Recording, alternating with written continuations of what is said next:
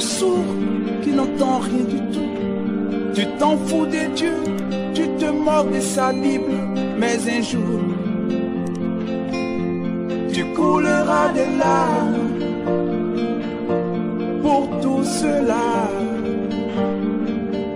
Tu vas couler de larmes. Tu vas prier le Seigneur. Nous allons lui recommander ce moment, qu'il soit avec nous, qu'il nous enseigne davantage, parce que nous ne connaissons rien. C'est lui seul qui connaît, car il est la vérité.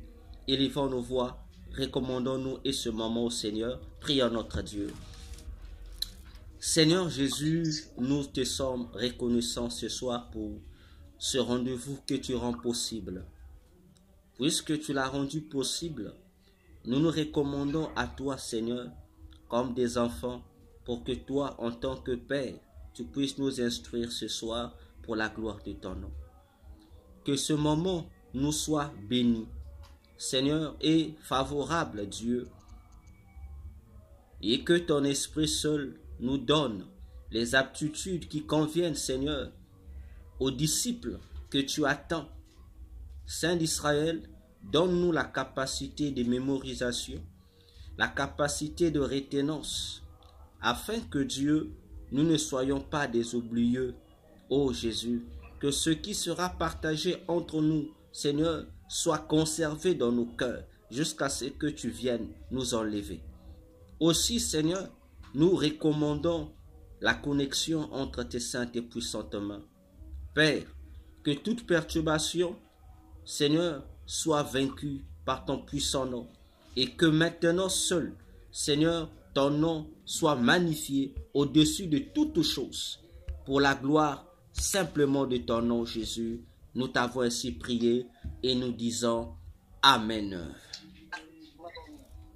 Bien, alors déjà pour notre étude sur la mission et la vision selon Dieu par l'ange Gabriel, on est beaucoup en retard. Oui, on est beaucoup en retard.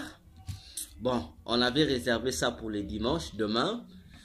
Alors, je fais une proposition. On continue aujourd'hui pour poursuivre demain, où on entame, il y a une étude qu'on avait commencé, mais on l'avait laissée en suspense. Cette étude, c'était sur, comment on avait intitulé ça? Voilà. Comment calculer la vitesse de sortie d'un sorcier et d'un magicien? Quand on avait commencé l'introduction, je crois l'année passée, si je ne me trompe, ou au début de cette année, et puis on l'a laissé en suspense. Donc, qu'on continue là, ou qu'on continue avec la mission et la vision selon Dieu. Alors, vous avez le choix. Je suis à vous.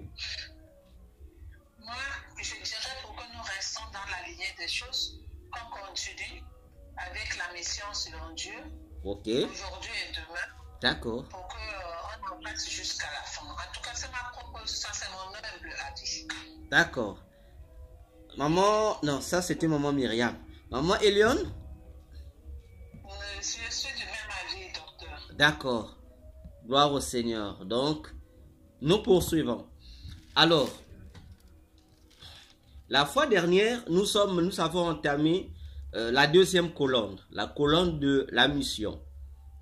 Et nous avons vu dans cette colonne, on a vu la première cellule, ce que Dieu demande de faire. Deuxième, ce que Dieu attend de nous. Troisième, l'ordre de mission céleste. Bien, je crois que c'est là que nous sommes arrêtés. Les mamans, vous êtes à jour? Vous êtes à la marche? Moi, Oui. maman Eliane n'est pas à jour parce qu'elle a travaillé. D'accord. Et même le week-end passé, j'ai suivi ça comme ça. Ok. Mais j'étais de permanence encore. Ok. Le seul week-end que je ne travaille pas sur moi, c'est ce week-end qu'aujourd'hui et demain, docteur. D'accord, pas de problème. Il n'y a pas de souci. Ça marche. Donc, je compte sur vous. Je compte toujours sur quand vous allez faire comme vous faites toujours la vidéo? Comment on appelle ça? Le résumé. Ok. Quand vous envoyez là, moi, ça m'édifie beaucoup. Bien, souvent et plusieurs fois. Ah, Là, j'aime beaucoup plus quelque chose dedans de ça, quoi. ok, d'accord, ça marche. D'accord, pas de souci. C'est bon.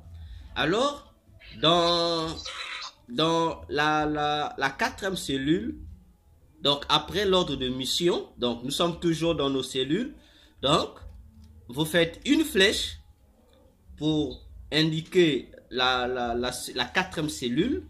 Alors, c'est toujours Gabriel qui explique la mission selon Dieu.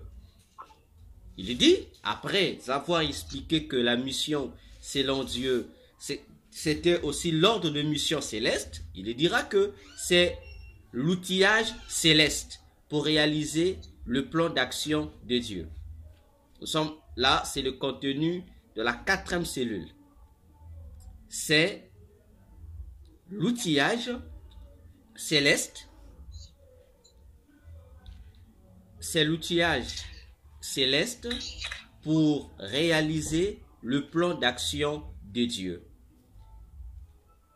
S'il faut que je prenne des notes, docteur, vous allez attendre 2 ou 3 minutes parce que vous nous avez pris, on était juste en train de terminer. Il n'y a pas de souci. Il n'y a pas de souci. Je commence juste là où vous avez commencé parce que le reste, comme je vous ai dit, je ne serai pas là. Maintenant, je suis là. D'accord.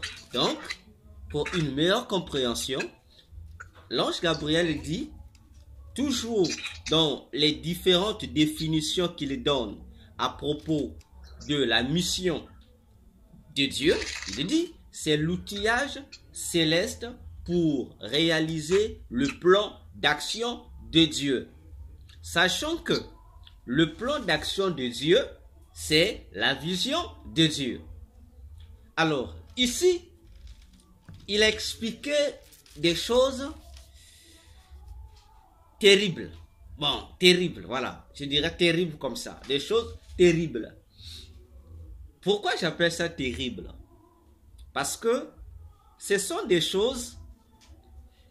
C'est comme si ici, dans cette partie-là, ou dans le contexte de cette définition, la mission divine est aussi la vie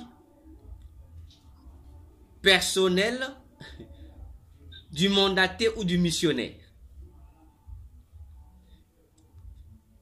C'est-à-dire, la mission de Dieu étant un ordre de mission céleste, le missionnaire qui est mandaté pour l'exécuter doit obligatoirement faire de cette mission son bébé. C'est-à-dire, il doit tout faire pour que la mission qui appartient à Dieu devienne aussi une partie de sa propre vie. Et là, nous tombons automatiquement dans la cinquième cellule. Et Gabriel va expliquer ça, cet outillage-là, céleste, c'est quoi en réalité? Il va dire ceci, que l'outillage ici, lorsqu'il fait allusion à l'outillage céleste, il dit, ce sont des initiatives personnelles du mandaté. Ce sont des initiatives personnelles du mandaté. C'est-à-dire, la mission reçue par le missionnaire provenant de Dieu devient automatiquement une partie de la vie de ce missionnaire. Alors, le missionnaire à son tour est condamné à faire des initiatives, cette fois-ci, qui ne proviennent pas de Dieu, mais de lui-même. J'espère que vous me comprenez. Donc, il a entre les mains la mission de Dieu. Et on lui dit, cette mission-là devient aussi ta vie.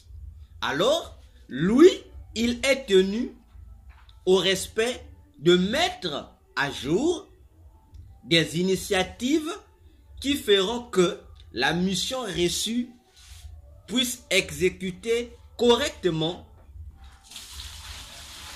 ses objectifs. Et automatiquement, voulant comprendre comment une mission de Dieu, une mission de trouver de Dieu, devient en même temps aussi un projet personnel pour le missionnaire. Vous voyez, pour moi, dans ma tête, je voyais deux initiatives différentes. Un côté, je voyais ce que Dieu donnait comme orientation, et d'un côté, les orientations personnelles du missionnaire. Donc pour moi, il y avait une sorte de conflit entre les deux. Est-ce possible qu'un être humain puisse injecter dans la mission de Dieu des choses qui lui sont personnelles? Voyez? Donc c'est dans mes pensées, c'est ce conflit-là qui défilait. Et Gabriel me rassura, oui. Comment? Il dit, lorsqu'il va maintenant expliquer les initiatives personnelles en question du mandaté, il dit ceci: c'est l'ensemble des prédispositions. C'est l'ensemble des prédispositions et des dispositions à prendre. C'est l'ensemble des prédispositions et des dispositions à prendre pour se conformer à l'ordre de mission divine.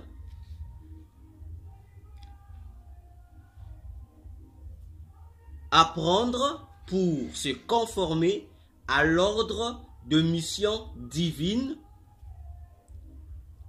afin de mieux accomplir notre tâche. Je reprends. C'est l'ensemble des prédispositions et des dispositions à prendre pour se conformer à l'ordre de mission divine afin de mieux accomplir notre tâche. Et jusqu'alors, donc jusqu'à ce niveau-là, pour moi, les choses n'étaient pas toujours claires. Oui, c'était pas toujours clair.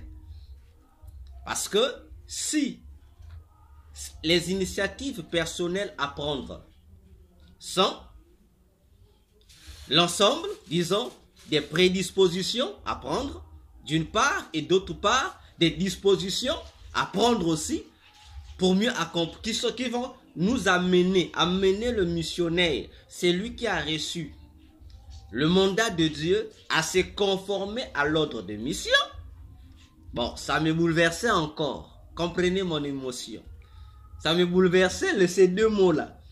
Prédisposition et disposition. Naturellement, si je prends les dictionnaires, mais les deux choses sont pareilles. Oui, mais en réalité, ce sont deux choses différentes. Alors, Gabriel va maintenant ajouter. Il dit, cela implique. Bon, on va expliquer le premier élément qu'il va expliquer, prédisposition. Prédisposition. Qu'est-ce que le ciel entend-il par les prédispositions que doit prendre un mandaté du Christ? Il dit, prédisposition au pluriel, hein, prédisposition, il explique, il dit, c'est la mise en valeur des facultés que Dieu a mises en nous. Donc, les prédispositions, il dit, c'est la mise en valeur des facultés que Dieu a mises en nous. Donc, si les initiatives personnelles à prendre par le missionnaire sont les prédispositions et les dispositions, les prédispositions nous ramènent aux facultés, donc nous invitent à valoriser les facultés que Dieu a mises en nous. Voyez, et lorsque nous parlons de facultés, bon, je me suis toujours demandé, parce que c'est un constat que j'ai fait, que le mot faculté est le mot parmi tant de mots que les anges aiment prononcer. Donc c'est comme pour eux un leitmotiv, le mot là, ils aiment ce mot faculté, ils aiment ça. Parce que faculté, pour eux, évoque plusieurs choses. Donc ça peut évoquer ce que vous et nous, on appelle puissance, vertu, capacité, quelque chose comme ça. Mais eux, ils préfèrent le mot faculté. Bon, ils enlèvent sûrement leur raison. Donc, les prédispositions qu'il faut prendre, il n'y a pas beaucoup réfléchir. Il dit juste mettre en valeur les capacités ou les compétences que Dieu a mises en nous. Tout court. Tout court. Donc, quoique les initiatives soient personnelles, ce n'est pas parce que c'est personnel que cela invite un serviteur ou une servante de Dieu à penser que c'est personnel d'après la pensée humaine. Non. Personnel parce que c'est l'individu qui doit prendre ses initiatives, qui doit faire ses initiatives ou les prendre. Mais cependant, la base ou le noyau ou la source est déjà donnée par Dieu lui-même. Donc en un mot, un serviteur de Dieu doit simplement faire des initiatives dont il a déjà la base. Donc c'est comme si il y a une maison qui est déjà remplie et on demande à la personne de manger, d'aller chercher à manger dans la maison. En allant, c'est la personne qui fera ses propres efforts pour marcher jusqu'à arriver à la maison, à l'intérieur même de la maison.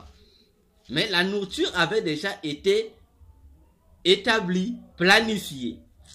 Et c'est ici que Gabriel va donner un exemple qui m'a permis de comprendre mieux. Il donne un exemple. Et l'exemple qu'il va donner, c'est Adam dans le jardin d'Éden. Alors, Gabriel va donner cet exemple en expliquant ceci, que Adam n'a rien créé. Il n'a rien créé. Il n'a rien créé. Et lorsqu'on l'a mis dans le jardin d'Éden, on lui a donné mandat à son tour de nommer les créatures qu'il devait trouver là. Il devait les nommer. Donc, leur attribuer des noms. On a donné ce mandat à Adam. Mais sachant que ces animaux-là ou ces créatures que Adam va nommer n'ont pas été créés par Adam. C'est Dieu qui crée. Mais Dieu les crée, comment je peux appeler ça? De manière anonyme. Bon, donc Dieu les crée sans nom. Mais Dieu voudrait que le missionnaire Adam soit capable de leur attribuer des noms. Mais la capacité d'Adam de nommer venait d'où? De Dieu lui-même. C'est Dieu qui avait prédisposé déjà ses capacités ou ses compétences à l'intérieur d'Adam. Donc, en demandant à Adam de nommer les créatures du jardin, Dieu vous demandait simplement à Adam de mettre en valeur les facultés que lui-même l'Éternel avait déjà enfouies au-dedans de lui. Parce que pour nommer, il faut être intelligent. Pour nommer, il faut être intelligent. Mais l'intelligence, c'est Dieu qui a eu à donner à Adam l'intelligence. Alors, c'était à Adam d'exploiter cette intelligence-là. Et Dieu le met, c'est comme si Dieu avait donné un cours à Adam. Et lorsque Dieu le met devant ses animaux, Dieu demande à Adam, donc c'est comme un exercice d'application. Et Adam doit donc faire l'exercice. Et Adam va nommer. Il va regarder. Il va dire chien. Il va voir là-bas. Il dit, toi, on va t'appeler serpent. Il dit, bon, toi, là-bas, on va t'appeler lion. C'est Adam qui nomme, c'est pas Dieu. Mais Adam nomme tout en tenant compte de l'intelligence que Dieu lui a donnée. Donc, il utilise cette intelligence-là. Mais ça se trouve déjà au-dedans de lui. Donc, lorsque lui, Adam, utilise son intelligence, c'est vrai, c'est l'intelligence d'Adam, mais au fond, ce n'est que l'intelligence de Dieu que Adam est en train de mettre en valeur. Voilà l'exemple que Gabriel donne. Et Gabriel va rappeler un élément important. Et pour moi, c'est la deuxième fois que j'écoute cet élément-là. C'est la deuxième fois. Bon, sûrement vous aussi, vous allez découvrir cet élément-là. Gabriel dit ceci. Il en est parmi les exemples qu'il va donner. Dans cet exemple, il va dire, regardez. Dieu dit, non, Adam dit, lorsqu'on va créer la femme, nous connaissons l'expression qui est couramment utilisée lors des mariages. Dieu dit, Adam dit, voici, désormais, chair de ma chair, os de mes os, nous connaissons, voilà, on l'appellera femme parce qu'elle a été tirée, voilà, vous connaissez cette expression-là. Alors, Gabriel pose une question. Je vais lire le texte. Voilà, Genèse 2, verset 23. Et l'homme dit, je lis bien, Genèse 2, verset 23, jusqu'au verset 24. Je lis, hein. Là, je prenais n'importe quelle version, hein. Même si vous prenez notre ex-frère Louis Ségan, ça dépend de vous. Aujourd'hui, je n'ai pas le bâton, je n'ai pas mon bâton pour taper sur la tête de Louis Ségan. Je n'ai pas mon bâton aujourd'hui. Donc, je lis. Et l'homme dit, voici cette fois, celle qui est os de mes os et chair de ma chair. On l'appellera femme, parce qu'elle a été prise de l'homme. Verset 24. C'est pourquoi l'homme quittera son père et sa mère, et s'attachera à sa femme, et ils deviendront une seule chair. Bien, Gabriel pose la question et moi je repose la question. Cette phrase, qui prononce ça? Dieu ou Adam? Les mamans, vous avez la parole.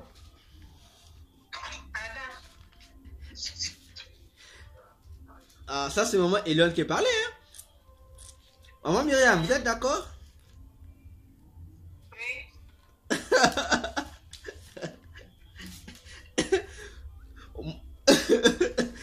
La première fois où cette question m'a été posée, j'avais répondu comme vous. J'avais dit c'est Adam qui dit. Mais on m'a fait savoir que non, c'est pas Adam. C'est Dieu qui avait dit. J'ai dit mais comment? On l'a dit ici, c'est Adam qui dit. Et on m'a dit non, c'est pas Adam qui est dit, mais c'est Dieu lui-même qui est dit. Et c'est là que, pour la toute première fois de ma vie, j'ai écouté ça de Jésus. Lorsqu'il répondait, il dit, c'est ce qui fait que le premier prophète de la Bible soit Adam. J'ai dit comment Adam était prophète. J'ai dit comment. Et Jésus l'a démontré. Et vous direz amen à ça. Prenons Matthieu 19. Matthieu 19. Alors, on va prendre un passage. Dans Matthieu 19, je prends le verset 3 jusqu'au verset 6. Matthieu 19, verset 3 jusqu'au verset 6. Alors, je vais lire. Les pharisiens l'abordèrent et dirent, pour l'éprouver, est-il permis à un homme de répudier sa femme pour un motif quelconque? Il, c'est-à-dire Jésus, répondit, n'avez-vous pas lu que le Créateur, au commencement, fit l'homme et la femme, et qu'il dit, commencez à souligner ici, qui dit le Créateur? Ça, c'est Jésus qui s'adresse aux chefs religieux. Jésus dit, je réponds, il répondit, n'avez-vous pas lu que le Créateur, au commencement, fit l'homme et la femme? Verset 5. Et qu'il dit, qu'est-ce que le Créateur a dit après avoir créé l'homme et la femme? Le Créateur, et qu'il dit, c'est pourquoi l'homme quittera son père et sa mère et s'attachera à sa femme, et les deux deviendront une seule chair. Ainsi, ils ne sont plus deux, mais ils sont une seule chair. Que l'homme donc ne sépare pas ce que Dieu a joint. Alors je repose la question. Qui a dit, Adam ou Dieu? Dieu.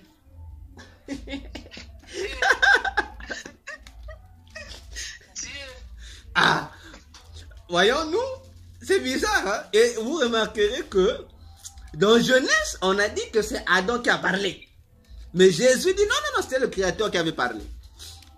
Alors l'équation, donc, en fait, le Créateur a pris ce mot à lui. Il a mis dans la bouche d'Adam, Adam a prononcé. Et le mot qui est conforme à la Bible pour expliquer ça, c'est qu'on dira, Dieu a inspiré à Adam ce que Adam devait prononcer. Et Adam a prononcé. En réalité, Adam n'a été que un porte-parole de Dieu. Disons un prophète de Dieu qui est venu parler de la part de Dieu. Et Adam l'a donné. Voyez? Et ça, je me dis, oui. Cette fois, lorsque Gabriel a posé la question, je n'ai pas échoué. Parce que je connaissais ça avant. Avant, très longtemps. Très longtemps. Voyez-vous? Maintenant, si on pose ça quelque part, je serais, voilà. Oui. Oui. Je serais aussi. Oui. Pardon? Je dis maintenant, si la phrase là revient quelque part, on saura aussi répondre. Exactement. J'ouvre une parenthèse. Je repars au passé là-bas. Très loin au passé là-bas. Nous sommes, je crois, en 2007-2006. Je repars là-bas. Toujours dans cette affaire-là. Et vous allez encore dire Amen. La phrase a été dite, n'est-ce pas? Et Jésus m'a dit ceci. M'avait dit, je ramène au passé. Lorsqu'on lit bien cette phrase-là, et lorsque nous voyons même dans la Bible, même dans toute la Bible, jusqu'à aujourd'hui, combien sont des personnes qui respectent cette phrase-là? Combien? L'homme quittera son père et sa mère. Donc, peu c'est beaucoup. Peu c'est beaucoup. Très peu c'est beaucoup. Disons, mettons le mot très rare. Parce que dans nos mariages, même sur les invitations, c'est mentionné. Mais dans le vécu, ce n'est pas l'homme qui quitte. C'est toujours la femme qui quitte. Mais alors que Dieu a dit, c'est l'homme qui doit quitter. Là ça devient... Dieu a dit c'est l'homme. Mais dans la réalité, c'est la femme qui quitte. Bon, si on pose la question là, est-ce que lorsque nous faisons l'inverse là, mais pourquoi nous reproduisons un texte qui dit l'homme quitte, mais dans la réalité, c'est la femme qui quitte? On est en opposition avec ce texte là. Donc, ce texte là, cette partie là, ça concerne, en fait, c'est pas pour nous les humains, c'est pour un autre homme. C'est pour un autre homme. Parce que dans la Bible, si on essaie de voir qui a quitté, Joseph a quitté, oui, il a respecté un peu. Joseph a quitté. Il a quitté son père et sa mère. Il est allé s'attacher à sa femme parce qu'il a eu une femme en Égypte là-bas. Il est resté là-bas dans la maison de son beau-père. Il est resté dedans là-bas. Qui encore dans la Bible a fait ça? Bon, voyez-vous, c'est très, comme on a dit, très rare. Parce que lorsqu'on lira la Bible correctement, on va constater que il y a certaines choses qui ont été dites dans la Bible qui ne s'appliquent pas aux humains, mais qui ne va que s'appliquer, en fait, qui ne concerne que Dieu lui-même.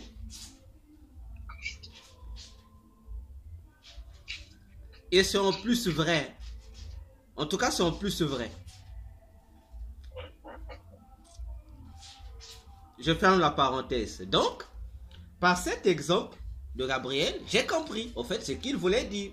Que lorsque nous sommes mandatés par le Seigneur, peu importe la mission à remplir, il nous faut, de notre côté, prendre des prédispositions. On dit prédisposition. Donc, on a deux mots. D'abord, dans ce mot, il y a pré et il y a disposition. Donc, ce sont des dispositions à prendre avant. Donc, il faut prendre ces prédispositions avant les dispositions. Donc, et on réalise que c'est vrai parce que ce sont des éléments que Dieu lui-même dépose en avance à l'intérieur de chaque homme ou femme qu'il mandate. Donc, il insère ça déjà avant. Et à nous seulement de l'exploiter. Là encore, j'ouvre une autre parenthèse. Et vous allez trouver ça drôle. Une fois, bon, je ne sais plus c'est quelle année, hein. Bon, ça va peut-être, la date de l'année va revenir. Une fois, j'étais dans le monde satanique souterrain, accompagné de mon ancien guide. Bon, c'est le démon, hein, c'est un démon. Enfin, il fait partie des démons autoritaires qui gèrent un peu ces mondes enfériques là. Bon, comme j'ai toujours dit, hein, vous le connaissez, il n'est pas nouveau. Hein.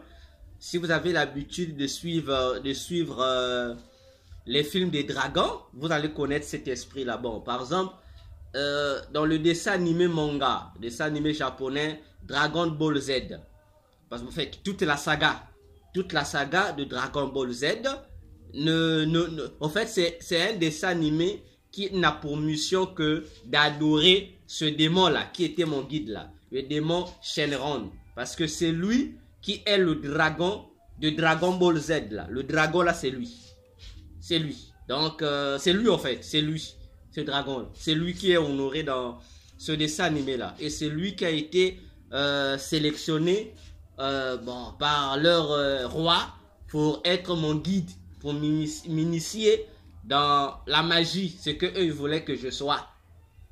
Alors un jour, pendant qu'on bavardait avec lui, pendant qu'il vantait un peu leur puissance, eux les démons souterrains, les démons des enfers là, ils étaient contents. Il m'a dit une phrase. Bon, je ne comprenais pas ça bien, ce qu'il voulait dire. Il m'a dit, il y a un livre de vérité. Mais il n'avait pas cité le nom. Il dit, il existe un livre de vérité. Il dit, ce livre de vérité, si tu le lis, ça te rendra intelligent. Ah. Et il me dit, ce livre-là de vérité, ceux qui ont l'opportunité de le lire, jusqu'alors, nous sommes en 2000, entre 2005 et 2006. Il dit, jusqu'alors, ils ne l'ont exploité qu'à 10%. Enfin, je me suis dit, bon, quel est ce livre-là? Bon, qui rend les gens intelligents, mais les gens qui le lisent n'ont fait qu'exploiter ces livres à 10%. Donc, l'intelligence qu'ils ont reçue jusqu'en 2005-2006, ce n'est qu'à 10%. Donc, personne n'est allé au-delà. Ah, quel est ce livre-là? Il n'a jamais donné le nom. Il riait seulement, il ne donnait pas le nom. Et là, je suis en classe de 3e. Oui, je suis en 3e. Donc, je prépare le BPC. Alors, un jour, là, lorsque j'arrive au lycée, en seconde, donc il y a eu, oui, une année après, le lycée, c'est 2006-2007, oui. Donc, une année après le BPC, je suis en seconde et je suis en train de suivre la philosophie. Il y a un cours de philosophie chez nous. En seconde, on donnait à l'époque, on parlait des... Bon, après, il y a le chapitre sur les pensées pré-philosophiques. Vous allez voir le mythe, c'est quoi. Après, il y a un chapitre sur la religion. Après, je crois, le 3e chapitre, c'est la philosophie. Alors, le professeur qui nous donnait le cours de philosophie, il va dire, parce qu'il valorisait les philosophes.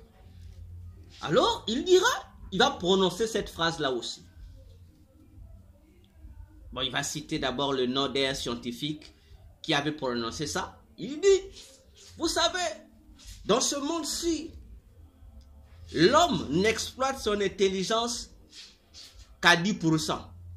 Bon, dès qu'il a prononcé cette phrase, ça a sonné l'alarme. J'ai dit, tiens, la phrase d'exploiter l'intelligence là à 10%, j'avais écouté ça là-bas. Bon, mon guide m'avait dit ça, qu'il y avait un livre qui permettait aux hommes d'être intelligents, mais les hommes qui lisaient ce livre n'ont exploité l'intelligence de ce livre jusqu'à aujourd'hui à 10% seulement. Mais ici, on me dit que l'intelligence de l'homme, donc l'homme n'exploite son intelligence, n'a exploité son intelligence jusqu'à ce jour qu'à 10%. Et après, notre prof de philosophie a fait intervenir une citation philosophique qui est, j'appelle ça souvent l'emblème, donc le slogan qui initie qui attire les gens dans l'occultisme et dans la sorcellerie. Il dit, l'homme, connais-toi toi-même. La partie là, connais-toi toi-même. Et il a raffolé pour dire, si tu te découvres toi-même, tu verras que tu es un Dieu, tu verras que tu es puissant. Il a parlé et dès qu'il a touché ce côté-là, en fait, j'ai dit ici, le professeur a déconné. Parce que là, il ne nous parle plus de la philosophie, là, il parle d'autre chose. Parce que j'ai appris dans le monde des ténèbres que cette phrase, parce que nous à l'école, on disait seulement que c'est la phrase de Socrate. C'est Socrate qui l'avait déclaré, c'est Socrate. Ah non, c'est faux, c'est pas Socrate. Cette phrase est une inscription. Bon, là, c'est un raccourci. Mais c'est une longue phrase. C'est tout un... bon, je ne sais pas si on appelle ça. Bon, on appelle ça un mantra. Donc, une formule magique. En Grèce, ça figurait... C'est à l'entrée d'un temple. D'un temple. Bon, c'est un temple. Moi, j'appelle ça un temple satanique. Mais à l'époque, les philosophes appelaient ça l'école. C'est une école de sagesse. Où les gens venaient apprendre la sagesse, etc., etc. Voyons-nous, je me suis dit, 10%. Bon, à l'école là-bas, les philosophes apprenaient quoi? Et un jour encore, plus tard, le Seigneur Jésus va me répéter la même phrase. Et c'est lui qui m'expliquera, me donnera le nom du livre. Il va me dire que jusqu'alors, lui aussi, bon, qu'est-ce qu'elle a dit? 2009, oui, 2009. 2009, oui, j'étais en terminale. Oui, j'étais en terminale, 2009. Donc, il me répétera la même phrase pour me dire que, bon, on parlait, il expliquait des choses. Après, bon, c'est comme une conclusion. Il va dire que jusqu'alors, les hommes n'ont exploité ma parole qu'à 10%. Jusqu'alors, n'ont exploité ma parole qu'à 10%. Bon, je voulais comprendre. Et il m'explique la parole dont je parle là. Il a dit le livre là. Et c'était la Bible. Oh, donc, j'ai relié les 3 phrases. Le démon Shenron m'a dit, il y avait un livre. Il n'a pas mentionné le nom du livre. Qui donnait les gens la connaissance, mais les gens l'ont exploité qu'à 10%. Bon, le professeur a mentionné que les scientifiques, les philosophes disent que l'homme n'exploite son intelligence qu'à 10%. Et le Seigneur revient pour dire, jusqu'à le livre, ça c'était la Bible. En fait, j'ai compris la malice que le monde des ténèbres utilise au fait. Et lorsqu'ils font croire à l'homme que l'homme est en l'homme, qu'il y a une totalité de savoir, c'est un mensonge en fait. C'est une manière pour eux de détourner l'homme de la parole de Dieu qui est la totalité du savoir vers autre chose. Parce que ce n'est pas en s'exploitant ou connais-toi toi-même qui fait de l'homme qu'il soit intelligent. C'est un mensonge. Parce que dans l'esprit de l'homme, bon pas dans l'âme de l'homme, mais dans l'esprit de l'homme, il y a je peux dire comme 1% du savoir que Dieu avait inséré. Voyez, tout à l'heure j'ai parlé d'Adam avec l'exemple qu'Abel a donné. Il y a le 1% qui est là. Mais une grande partie a quitté l'esprit de l'homme le jour où Adam a péché. Ça a quitté. Donc l'homme est resté avec une petite, très petite partie. Bon, donnons ça 1%. Qui permet à l'homme d'être ce qu'il est aujourd'hui, d'être intelligent, sagesse humaine, de fabriquer tout ça. C'est cette petite, très petite portion. Oui. Alors, dans l'occultisme, on impose, voilà le mot, ce slogan-là, connais-toi toi-même aux ignorants.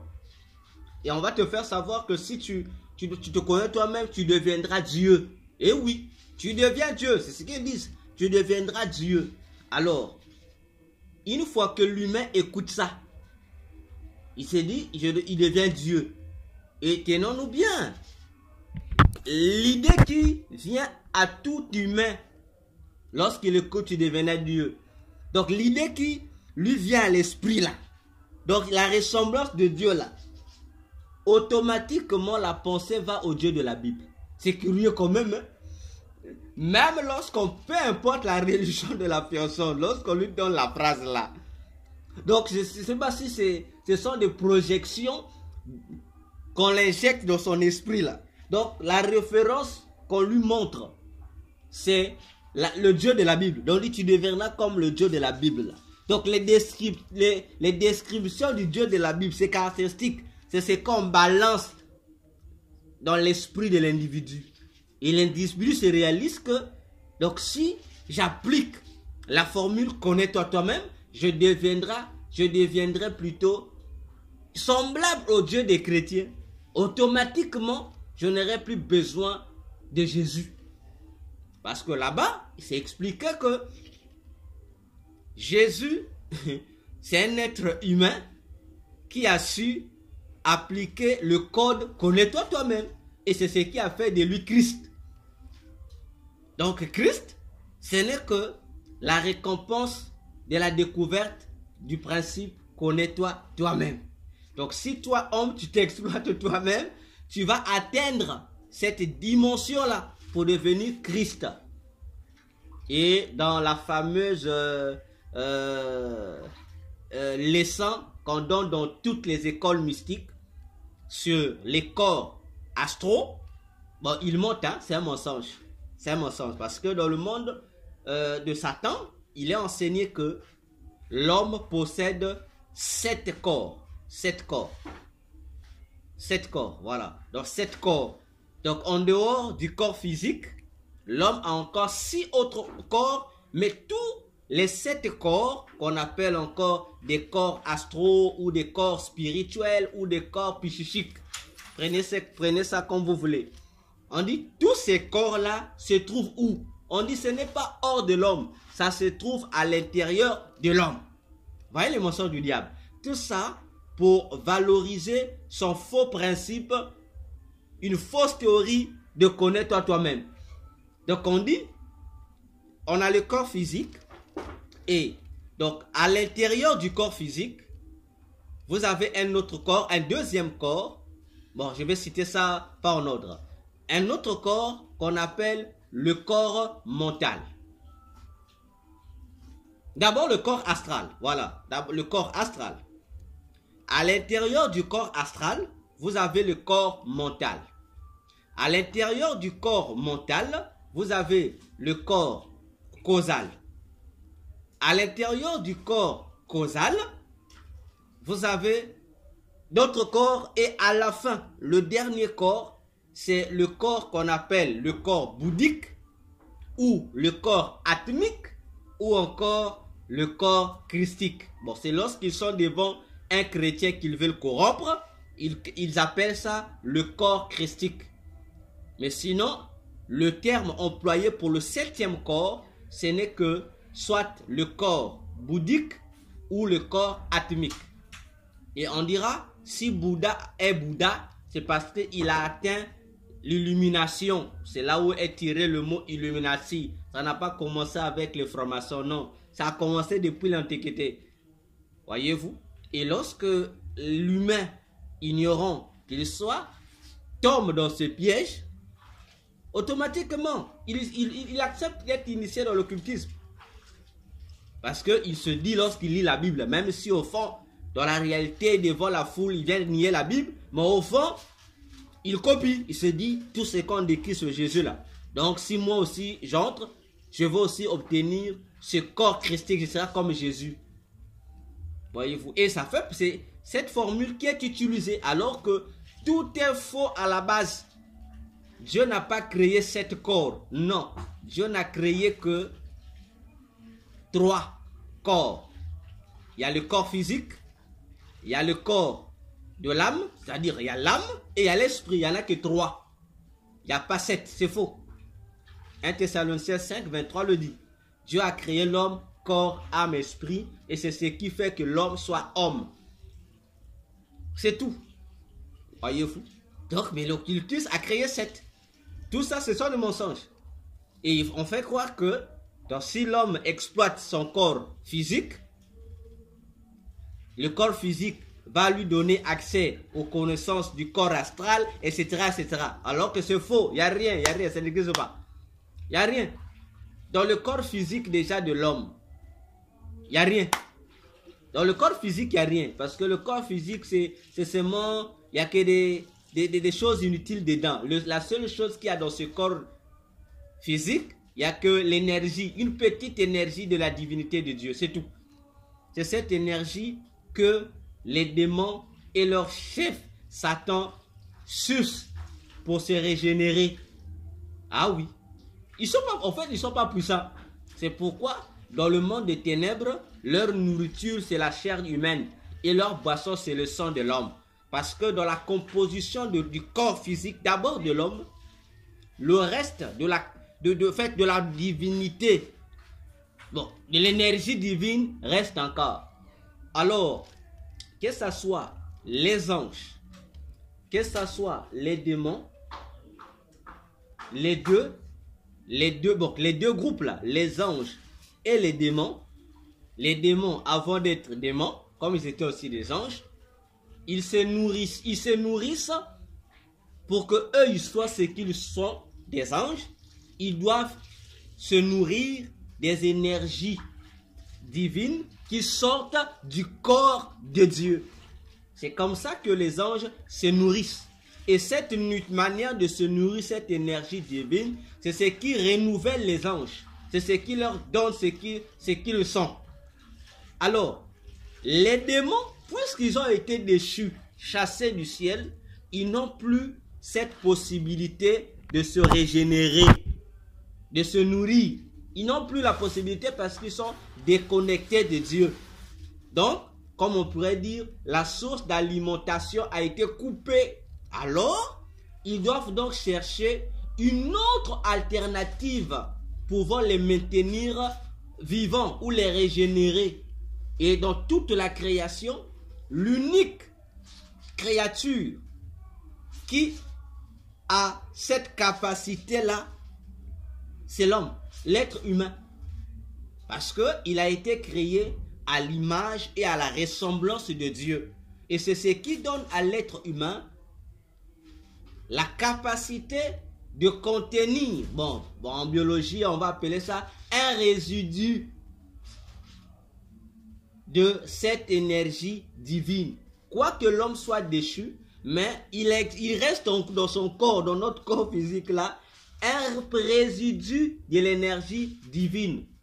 Et c'est cette énergie divine dans le corps humain que les démons et leurs agents, les sorciers, les magiciens, utilisent pour se renouveler. Voyez-vous? Donc, il se sert de ça. C'est pourquoi tous les jours, il doit avoir mort d'homme pour que Satan et ses démons puissent récupérer le sang et la chair humaine. Donc lorsque eux ils consomment, ça leur redonne de la force, ça leur renouvelle, ça les rajeunit. Ils profitent avec ça. Et même biologiquement, c'est prouvé. Hein? Bon, dans notre étude de la maison conjugale, on va voir ça en profondeur. Physiquement, c'est démontré. Même si les scientifiques n'aiment pas le dire, ils savent que c'est vrai.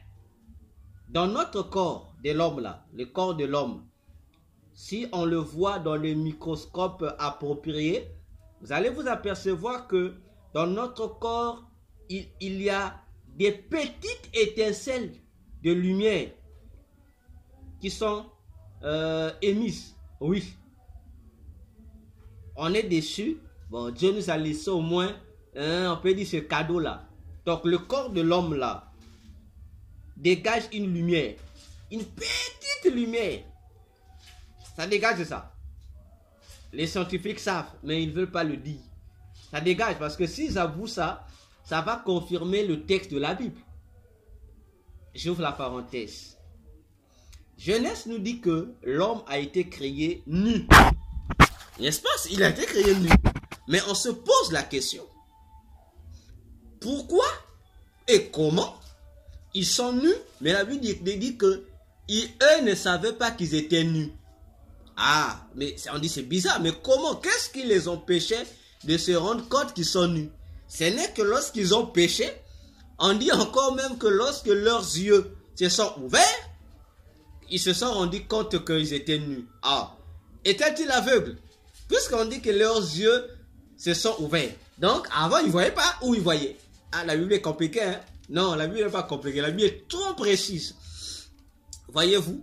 C'est simple. Parce que ils voyaient. Ils voyaient. Parce que si Adam et Ève ne voyaient pas, comment pouvaient-ils distinguer les arbres du jardin? Comment pouvaient-ils garder, veiller sur les jardins et cultiver les jardins? Il faut voir. Ils voyaient. Ils voyaient. Et lorsqu'on dit que leurs yeux se sont ouverts, ah, si j'ouvre la place là ici, ah, maman Elion risque de ne plus aller à l'hôpital. Voyez-vous? Bon, comment je vais l'expliquer?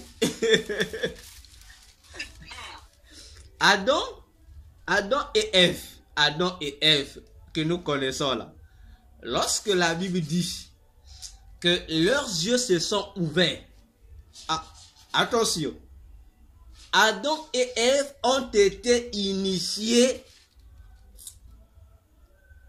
Là-bas, Satan n'utilise même pas l'occultisme. Non, il dit Adam et Ève ont été initiés à la sorcellerie. Il n'utilise même pas l'occultisme. Donc, le fait qu'ils ont consommé le mauvais fruit, donc, ça, automatiquement, ils ont été initiés à la sorcellerie. Donc, ils sont devenus des sorciers. Et leurs yeux se sont ouverts. Vous allez comprendre. Pourtant, ils voyaient autrefois. Mais leurs yeux se sont ouverts. Avant que les yeux ne soient ouverts au moyen du fruit de l'arbre défendu, les yeux d'Adam et Ève étaient bel et bien ouverts à tel point qu'ils pouvaient voir des anges comme ça et Dieu comme ça. Mais une fois mangé de l'arbre interdit, d'autres yeux se sont ouverts. Donc, d'autres yeux se sont fermés, d'autres se sont ouverts. Et qu'est-ce qu'ils ont vu? Rien du tout. C'est comme se dit qu'ils sont nus. Voyez-vous?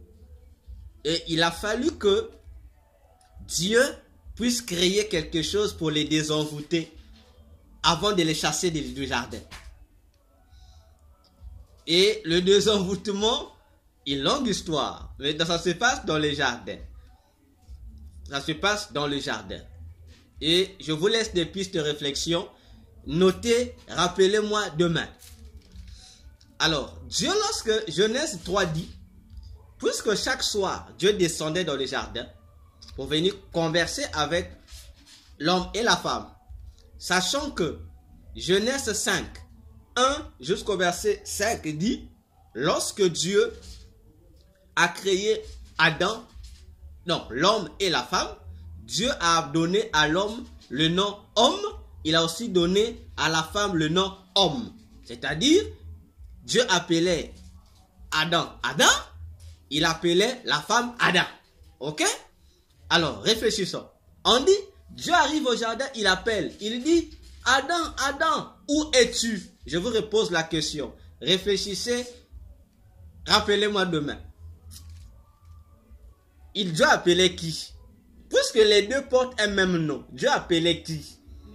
L'homme ou la femme? Puisqu'il dit, où es-tu? Alors, réfléchissez. Je vous laisse. Première question à réfléchir. On va répondre demain. Dieu appelait le masculin ou il appelait le féminin?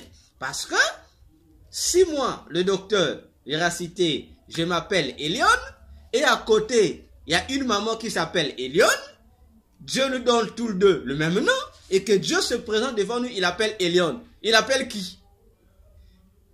Réfléchissez. Parce que l'un de nous, personne ne va bouger. Personne ne va répondre. On t'en demande. Mais Genèse dit parmi les deux, l'homme a répondu. L'homme a parlé. Il a dit, oh, je me suis caché. Bon, là aussi le texte nous dit, ils se sont cachés derrière les arbres. Ils sont cachés derrière les arbres. C'est une longue histoire. Bon, revenons à notre texte. C'est la première question qu'il faut réfléchir. Donc, Adam et Ève, ayant ces soi-disant yeux, ils se sont rendus compte qu'ils sont nus. C'est-à-dire, le vêtement qu'ils avaient sur eux, les vêtements qu'ils avaient sur eux, ils étaient nus, oui. Physiquement, ils étaient nus. Mais il y avait un vêtement spirituel qui les couvrait. Et ce vêtement spirituel qui les couvrait, bon, c'était aussi une robe. Mais une robe qui était lumineuse. Et c'est la lueur de cette robe qui empêchait que leurs yeux ne puissent se rendre compte qu'ils sont nus. Ah oui. Et c'est écrit noir-blanc dans la Bible, dans Genèse. Lorsque nous allons voir la maison familiale, on va faire la suite. Vous allez voir ça avec les versets de la Bible. C'est écrit noir sur blanc dans Genèse. Noir sur blanc. C'est ce que je dis. Je n'invente rien. C'est écrit dans la Bible. Et lorsqu'ils ont péché, le vêtement glorieux a quitté. Alors, donc comme on dit, la lumière là, qui bondait leurs yeux là, a été ôtée. Ils se sont rendus compte que vraiment nous sommes nus. Voyez-vous. Donc, dans le corps de l'homme, du pécheur comme du chrétien, il y a cette infime lumière qui existe encore. Ce qui permet aux sorciers, aux démons de se nourrir. De se nourrir. Mais ils sont déconnectés de la source. Donc, c'est ce qu'ils consomment là. C'est une énergie illusoire. C'est comme l'eau que la femme samaritaine venait puiser là. Jésus lui a dit, tu vas boire de cette eau. Demain encore, tu en auras besoin. Mais moi, j'ai une eau. Si je te donne, c'est fini. Jusqu'à ce que tu mourras, tu n'auras plus soif. Donc, c'est cette lumière-là que les démons recherchent là. Mais malheureusement, ils ne peuvent plus en avoir. Cette lumière-là, c'est ce que Jésus a apporté. Tu crois en Jésus, ça rentre et c'est ce qui nous renouvelle. Cette lumière-là, la vraie, qui nous renouvelle. Donc, je reviens pour dire que Gabriel explique les prédispositions sont donc les facultés, certaines capacités que Dieu a insérées à l'homme, que le missionnaire doit exploiter pour pouvoir mieux accomplir l'œuvre ou la mission qui lui a été donnée par le Seigneur Jésus-Christ. Le vrai. Oui, j'ai jamais précisé le vrai. Parce qu'il y a des faux. Le faux Jésus aussi, j'ai dit le vrai. Voyez-vous? Et ces capacités, ça dépend. Ça dépend des compétences que Dieu a enfouies en chacun de nous. Ça dépend. Là, nous sommes sur les prédispositions. Il y en a déjà. Il y en a. Dieu met déjà. Avant que Dieu ne puisse te commissionner, il met ça déjà en avant. Pour te permettre déjà d'être apte. C'est pourquoi lorsque Moïse voulait faire le petit malin devant Dieu, pour dire Dieu, voilà, je peux parler là-bas, je ne parle pas, Dieu, vraiment, j'ai des difficultés pour parler. On lui a répondu, on dit Moïse, qui a créé la bouche? Ah, Dieu est terrible. Hein? Il dit Moïse, qui a créé la bouche? Bon, si j'étais Moïse, j'allais dire Dieu, c'est toi. Mais pourquoi tu m'as créé que je sois comme tu m'as créé comme ça? Que je sois bec.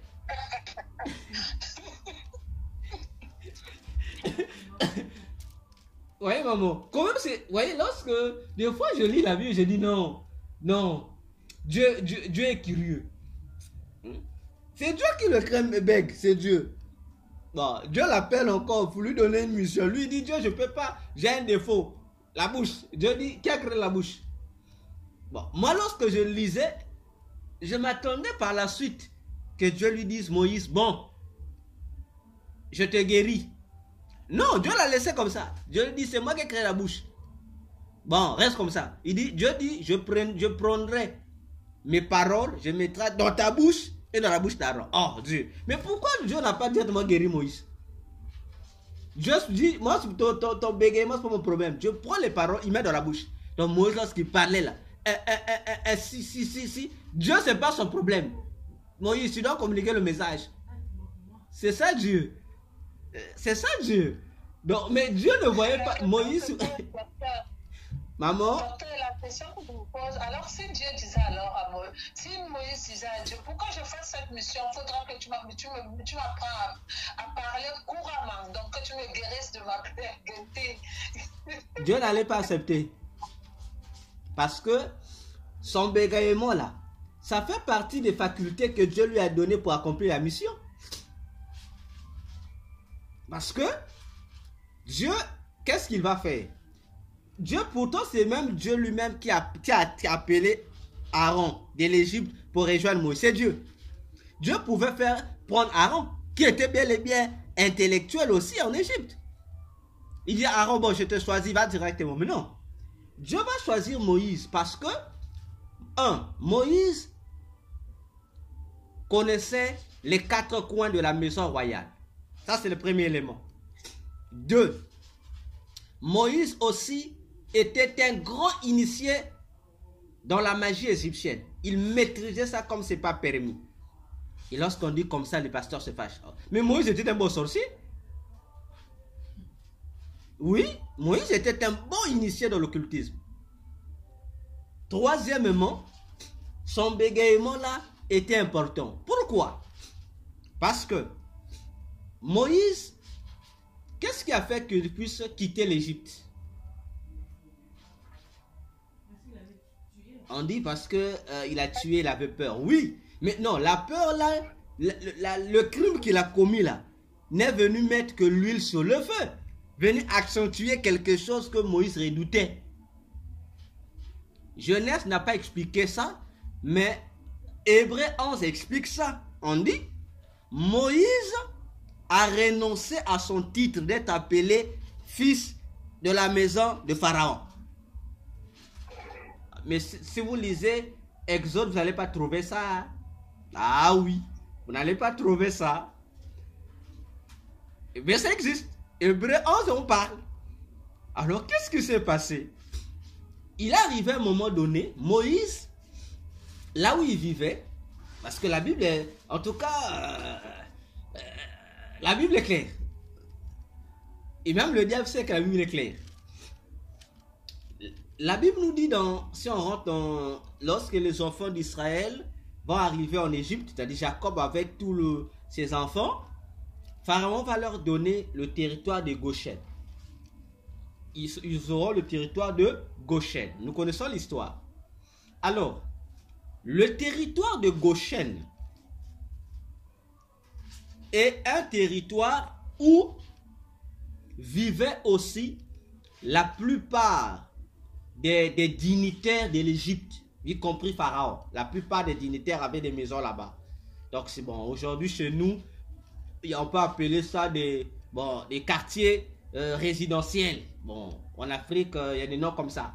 Donc on dit le quartier des riches. Voilà. Alors, c'est là que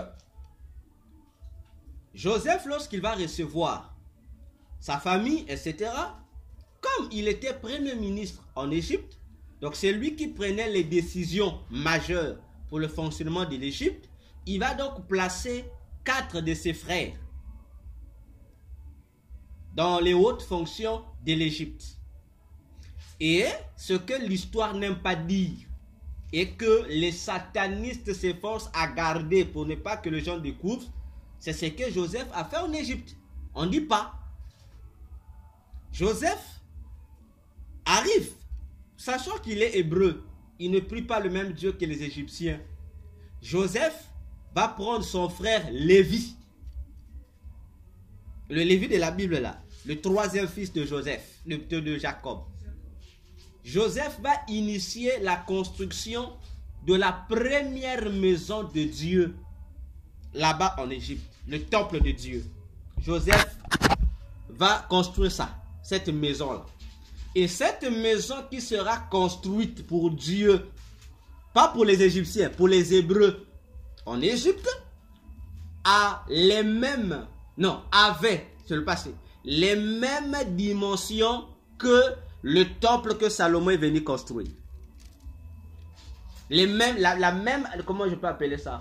Le même plan architectural, le même plan. Tu vois le temple de Jérusalem aujourd'hui avec Salomon, c'est le même plan avec le temple que Joseph avait construit. Et c'est lui qu'on peut appeler avec plus tard le souverain sacrificateur de ce temple, c'est Lévi. C'est Lévi. Alors, les autres, Judas et autres, vont occuper des hautes fonctions au sein politique.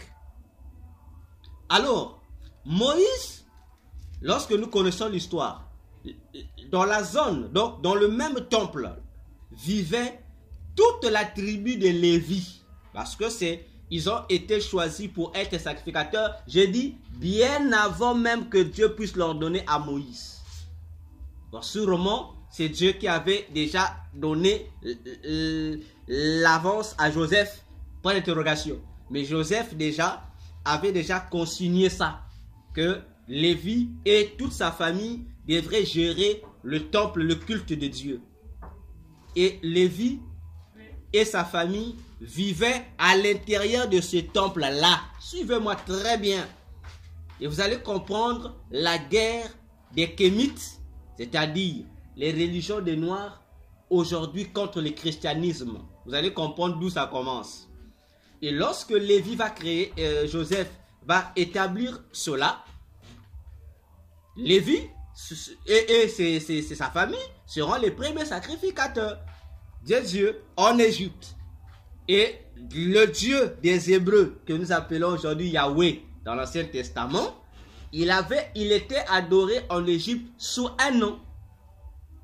On l'appelait Pinta, sous le nom Pinta. C'est ce nom-là, avec ce nom-là, donc ce nom-là que les Égyptiens appelaient le Dieu des Hébreux. Donc il était baptisé Pinta. Donc lorsque les Égyptiens parlaient du Dieu Pinta, ils faisaient allusion au Dieu adoré par les Hébreux. Alors, Moïse, lorsque on va déclencher la tuerie des enfants égyptiens, donc qu'est-ce que je dis? Les enfants mâles hébreux. Nous sommes dans Exode 2, je pense. Nous connaissons l'histoire. Le pharaon qui déclenche cette persécution-là est connu. C'est le pharaon Khéops. Le pharaon à qui appartient la pyramide qu'utilisent la plupart des occultistes, surtout les francs-maçons et les Illuminati là. La pyramide de Khéops, c'est lui le pharaon qui ordonne ça. Parce que Khéops était le fils du pharaon qui va succéder le pharaon qui a travaillé avec Joseph. Là encore, il faut que je retourne en arrière pour que nous puissions comprendre l'histoire. Si je vous laisse comme ça ne sera pas bon. Lorsque Joseph arrive en Égypte, nous connaissons l'histoire. On nous dit, il y avait un pharaon qui avait fait un songe. N'est-ce pas? Vous connaissez l'histoire. Joseph, s'il arrive en Égypte, il sera mis en prison. Il fera 2 ans en prison. 2 ans, oui. Alors, dans la 2e année où il va sortir de la prison, après son fameux, entre guillemets, le crime là, avec la femme de Potiphar, le pharaon qui va le faire sortir de la prison, c'est le pharaon. C'est un pharaon. Son nom égyptien, c'est Snefrou. C'est le pharaon Snefrou. Son nom égyptien. Bon, son nom grec aussi, qui est plus connu dans les langues non égyptiennes, ça va venir. Je vous dirai ça tout à l'heure. Ça va venir. Donc, c'est ce pharaon-là qui va accueillir Joseph. C'est lui qui va établir Joseph, premier ministre de l'Égypte, ce pharaon-là. Alors, la fonction qu'il va donner à Joseph, la fonction de vizir, en fait, le premier ministre en Égypte, c'est une fonction que ce pharaon-là avait réservée pour son propre fils. Malheureusement, ce fils-là va mourir tôt. Alors, il était obligé donc de donner ce titre qu'il devait donner à son fils, son propre fils, de le donner à Joseph. Et Joseph, lorsqu'il est dans la cour pharaonique, il a un nom. Il a un nom dans la Bible. Il a un nom, n'est-ce pas? La Bible parle de son nom. Tchafnat, c'est pas quoi là. La Bible lui donne son nom. Mais attention, en Égypte, il y avait plusieurs noms. C'est-à-dire, une même personne pouvait avoir plusieurs noms. Bon, nous aujourd'hui, on va appeler ça des titres. Hein? En dehors de ton nom, les noms qui sont donnés, c'est en fonction des titres. Bon, aujourd'hui, on appelle ça titre. Et Joseph avait un autre nom. Bon, je vais appeler ça comment? Bon, surnom. Il avait un autre surnom. Joseph. En dehors du surnom dont la Bible nous parle. Il avait un autre surnom auprès des Égyptiens. Et lorsque vous voyez l'histoire de l'Égypte antique, même jusqu'à aujourd'hui, on parle d'un individu qu'on appelle Imhotep. N'est-ce pas? Sûrement vous avez entendu ça. C'est l'individu le mieux valorisé par les Africains qui n'aiment pas le christianisme. Lorsque vous dites l'Égypte grande puissance, Imhotep, grand inventeur, mais il faut leur demander qu'ils aillent chercher dans les annales égyptiennes qui est Imhotep. Cette partie on cache, hein? Mais Imhotep c'est Joseph. C'est le Joseph de la Bible. C'est l'autre nom qui lui a été donné dans son domaine d'inventeur, dans son domaine de génie. Parce que 98% de ce qui a fait que l'Égypte soit puissance, comme on valorise partout là, c'est Joseph qui a inventé les choses. C'est connu dans le texte égyptien. Pourquoi on ne veut pas dire la vérité? Pourquoi les Africains veulent cacher ça? Voyez-vous? Alors, Joseph va concevoir, et même les pyramides. Mais c'est l'initiative de qui? L'architecte des pyramides, c'est Joseph. C'est Joseph qui a conçu ça. Les plans, c'est Joseph. Ce ne sont pas les Égyptiens. Lorsqu'on dit non, nos pharaons, les architectes égyptiens, c'est faux. C'est Joseph qui a donné le plan des pyramides. C'est Joseph. Ah, le nom du pharaon m'échappe, ça va venir. Son nom égyptien, plus connu dans le monde, va venir. Voyez, et après ce pharaon, viendra un autre pharaon. C'est-à-dire le successeur qui va succéder à ce pharaon-là. Donc il y aura, je crois, qui va succéder ce pharaon. Et c'est lui-là qui succède. La Bible nous dit, dans Exode, on dit, il y a un pharaon qui s'est levé, qui ne connaissait pas Joseph. Bon, ça c'est une fausse traduction, ça. C'est pas comme ça, c'est pas comme ça. Le mot, c'est pas comme ça. C'est pas qu'il ne connaissait pas Joseph. Ça, c'est bon, je sais pas pourquoi les traducteurs ont traduit comme ça. La traduction littérale, c'est qu'il dit, ce nouveau pharaon faisait semblant de ne pas connaître Joseph. Il connaissait Joseph. Parce que pendant que Joseph travaillait, lui il était là aussi, pendant qu'il n'était pas pharaon.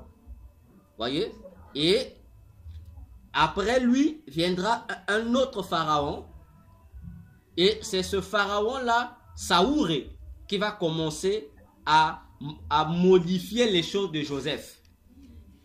Parce que Joseph avait un titre égyptien aussi longtemps que lui, il était vivant. Donc c'est le pharaon, le premier pharaon qu'il avait reçu, qui avait donné ce titre-là. Donc il y a un document qui est écrit, qui existe jusqu'à aujourd'hui. Tant que Joseph était vivant, on ne pouvait pas faire du mal à son peuple, ni à lui-même.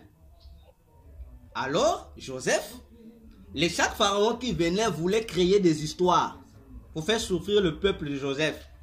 Bon, il y a certains qui voulaient un peu brader, mais pas totalement.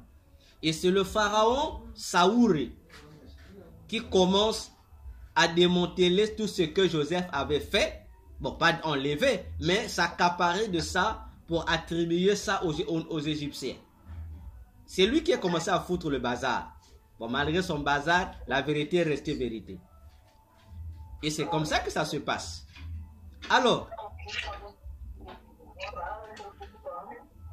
lorsqu'on revient, Joseph avec le temple, ils adorent.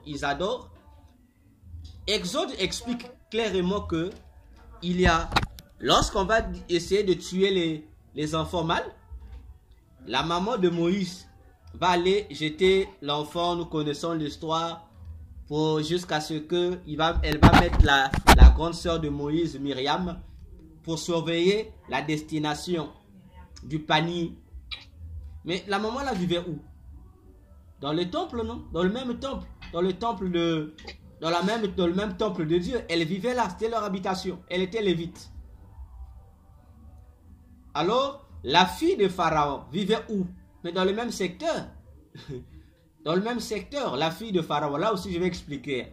La fille de Pharaon, là. Donc, c'est comme s'ils étaient seulement dans, même pas des villes, c'est trop dit. Juste dans deux quartiers séparés. Mais ils sont dans la même localité, mais deux quartiers séparés seulement. C'était pas loin. Voyez-vous? Et la femme, puisque les critiqueurs, moi j'appelle les critiqueurs de la Bible, il va dire la fille de Pharaon va recevoir les vlogs, on crée des débats inutiles. La femme qu'on appelle dans la Bible, qui reçoit Moïse, la fille de Pharaon, c'est quelle femme? Mais elle existe, non? Il y a des archives, non? Ce n'est pas la fille du Pharaon qui était au pouvoir, non. Non. Non. La fille de Pharaon qui reçoit Moïse, qui ramasse Moïse là, c'est la fille d'un ex-pharaon. Ah oui, c'est le pharaon Neferkari. Non, Neferkari. Voilà, un nom comme ça, un nom bizarre. Il existe. Dans les archives, ça existe. C'est sa fille, parce que lui aussi, il a eu à être pharaon. Donc après la fin de son mandat, il y a eu des successeurs. Et il est resté pharaon, puisque dans les documents égyptiens, le terme ex-pharaon n'existe pas. Donc vous gardez vos titres, on dit c'est le pharaon tel, c'est le pharaon tel. Et c'est la fille de ce pharaon-là, Neferkari, qui a ramassé Moïse.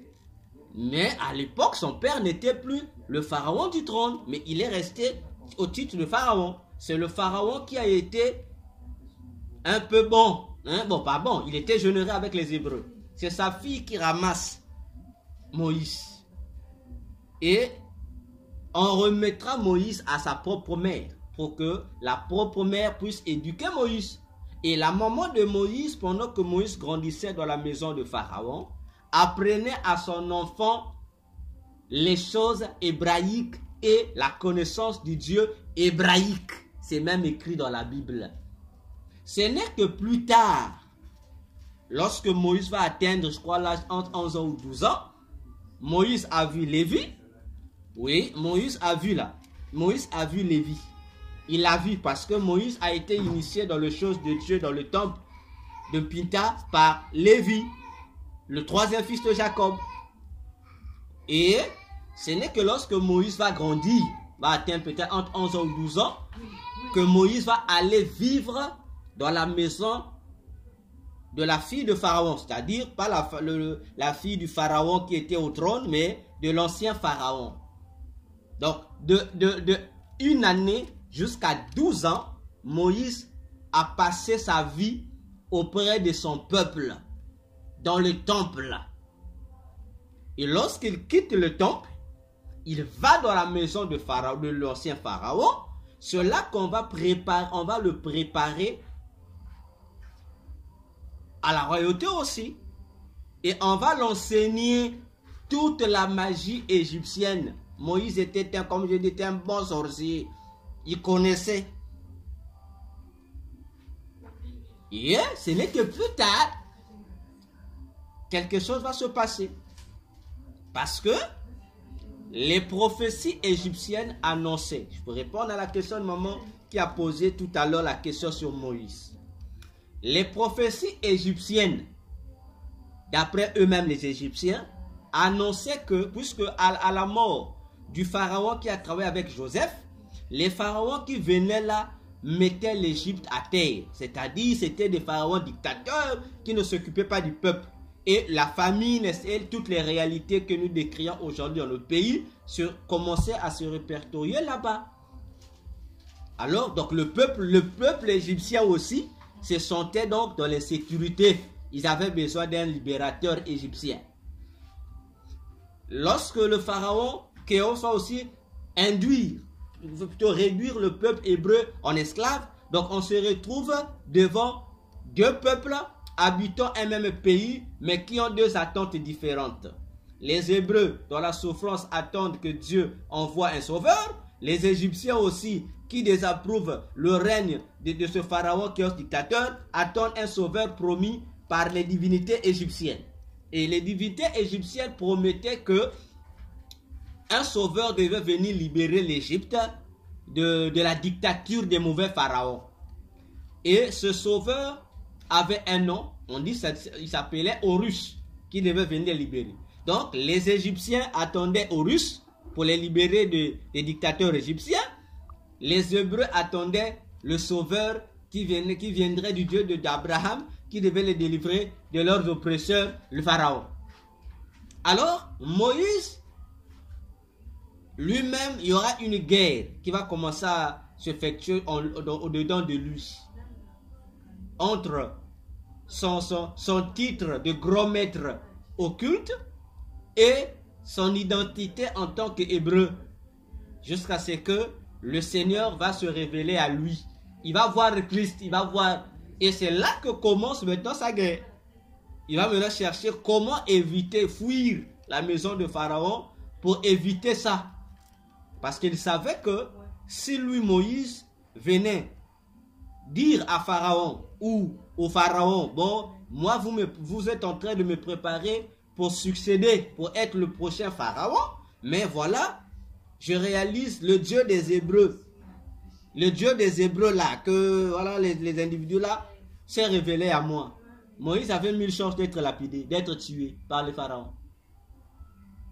Il fuit, il a connu Dieu en Égypte, il a fui.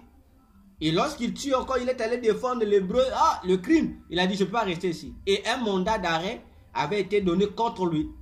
Parce que, mystiquement déjà, les pharaons avaient compris que Moïse voulait quitter nos affaires, voulait quitter le mysticisme, parce que déjà, tu ne peux pas être pharaon si tu n'es pas initié dans les profondeurs du satanisme. C'était impossible. Impossible, tu ne peux pas. Bon, c'est comme aujourd'hui aussi, ça y est, non?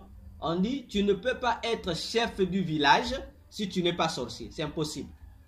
Donc, si tu es chef du village, tu n'es pas sorcier, sache qu'il y a un vrai chef du village. Toi, tu n'es qu'un pion. Tu ne peux pas être un chef traditionnel si tu n'es pas dans le cultisme. C'est impossible. C'est impossible. Tous ces chefs traditionnels, ils sont conscients. Ils n'ont rien à voir avec Dieu. Et c'est là que Moïse va là, Madian. Et posons-nous la question.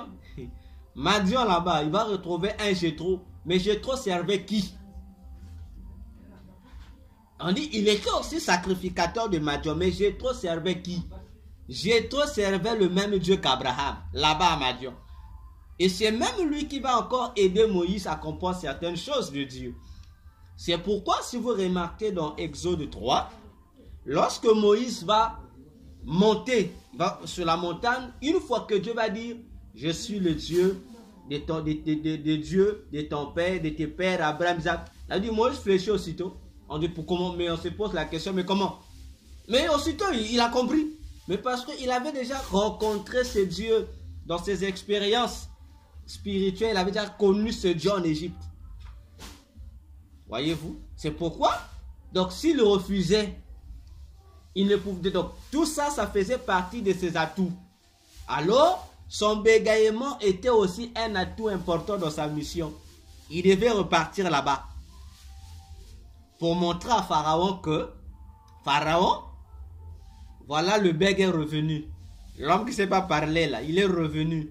L'homme que vous, autrefois, avez besoin qu'il soit à la tête de l'Égypte, un bègue à la tête de l'Égypte, qui devait accepter ça? Parce que tu ne pouvais pas être bègue et être pharaon. Non, Moïse devait être guéri par les divinités égyptiennes pour qu'il soit maître. Mais d'ailleurs, la journée, je dis ça comme ça, la journée, Moïse était bègue, n'est-ce pas les mamans? Mais la nuit, il n'était pas bègue. Hein? Ah oui, la nuit, il n'était pas bègue. Étienne l'a dit aussi dans Acte 7, que Moïse était un homme, il était puissant en parole. Mais comment un bègue va être puissant en parole? Comment? C'est impossible. Comment tu es bègue peut être puissant en parole? Voyez-vous, donc c'est des codes comme ça, des codes spirituels comme ça.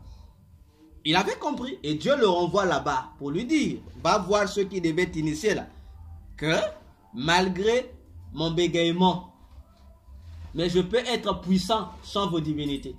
Et c'est ce qui s'est passé. Donc voilà un peu pour Moïse. Donc ce sont ses atouts, les prédispositions. Et Dieu aussi a fait la même chose avec les apôtres. Il a fait la même chose avec les apôtres. Comme dit Paul, Dieu a appris des choses qui sont viles. C'est à partir des choses viles que Dieu a confondu les riches et les sages de ce monde. Donc Dieu a pris les ignorants qui sont devenus les porteurs de sa sagesse à lui. Donc c'est comme ça que Dieu fonctionne. Donc ton état, ton défaut, parfois c'est pas seulement un défaut hasardeux, non. Parfois c'est Dieu qui a voulu que ça parce que ça peut servir et ça peut aussi servir à Dieu. Donc voilà un peu maman comme ça. Donc pour finir, l'heure est assez avancée. Donc on comprend que les prédispositions ici, c'est que chaque serviteur de Dieu, chaque servante de Dieu doit chercher à découvrir quelles sont les facultés que Dieu a prédisposées en lui pour lui servir d'outil dans l'exercice de son ministère. Ça existe. Les prédispositions existent déjà et Dieu prend le soin de les établir en nous pour nous favoriser. Et ça dépend. Pour d'autres personnes, si Moïse, c'était son bégaiement, bon, pour d'autres personnes, ça peut être autre chose. Ça peut être autre chose pour d'autres personnes. L'apôtre Paul, par exemple, il a eu beaucoup de révélations de Dieu. Beaucoup, beaucoup. Comme lui-même le disait, plus que même les autres apôtres. Même plus que même les 12 qui étaient avec Jésus. Mais pourtant, l'apôtre Paul avait une infirmité. Non, il n'était pas bossu. Non, Paul n'était pas bossu. Son infirmité, c'est que Paul avait... Il avait des problèmes des yeux. Bon, je peux appeler ça des maladies. La maladie des yeux. Il avait du mal, bon, à voir. Bon, il n'était pas aveugle, mais il avait des problèmes des yeux. Depuis, ça n'a pas commencé avec Jésus, c'est depuis. Bon, je ne sais pas s'il était né comme ça, mais ça faisait partie de lui. Bon, imaginons-nous, quelqu'un qui ne voit pas bien, mais c'est la personne qui va apporter de grandes révélations aux gens qui voient bien. C'est comme ça. Dieu l'a laissé comme ça. Il a prié, il est allé prier. Ah Dieu, dans 2 Corinthiens 12. Ah Seigneur, vraiment, moi je veux être guéri. On lui dit non. Ma grâce que je t'ai donnée, ça te suffit. Reste comme ça te suffit. Voyez-vous, c'est comme ça. Mais pourtant, Jésus pouvait le guérir. Jésus l'a laissé comme ça, il dit reste comme ça. Ça joue un rôle. Lorsqu'on te voit, tu as des problèmes des yeux, mais c'est toi qui dis j'ai vu Jésus. Ah, comment tu vas expliquer ça? C'est comme ça. Donc ça, ce sont des astuces, voilà le mot même, que Jésus nous donne pour confondre l'humanité, pour confondre le monde. Ce sont des astuces. Donc les prédispositions, là, prenons ça comme des astuces. Il laisse ça comme ça. Jésus. Il laisse comme ça. Il prend un handicapé. Il fait d'un handicapé son serviteur. Ah, tout le monde va se étonner. Oui, il reste pour l'handicapé. Donc ça fait partie des outils du ministère. C'est pourquoi j'ai toujours conseillé en disant que le premier outil didactique que Dieu nous donne pour témoigner sa grandeur, c'est notre mauvaise vie. Ah oui, notre mauvaise vie là. C'est ça, notre premier témoignage là. Lorsqu'on évangélise, on dit, la preuve de ce que tu dis, moi-même. Bon, toi-même pas dans le bon, hein. Tu présentes le passé là. Moi-même, voici ce que j'étais avant de connaître Christ. Voici ce que j'étais. Et bon, aujourd'hui, on a des serviteurs de Dieu qui se cachaient. Hein, ils ne disent pas ce qu'ils étaient avant de connaître Christ. Et la plupart, vous entendez, non, moi j'étais un bon garçon. Hein. Non, moi lorsque j'étais païen, j'étais pas païen comme le païen. Pourquoi ils se cachent? Pourquoi se cacher? Disons la vérité. Moi lorsque j'étais païen, j'étais cessé. Mais ça c'est le témoignage de ta vie. Donc c'est des prédispositions comme cela.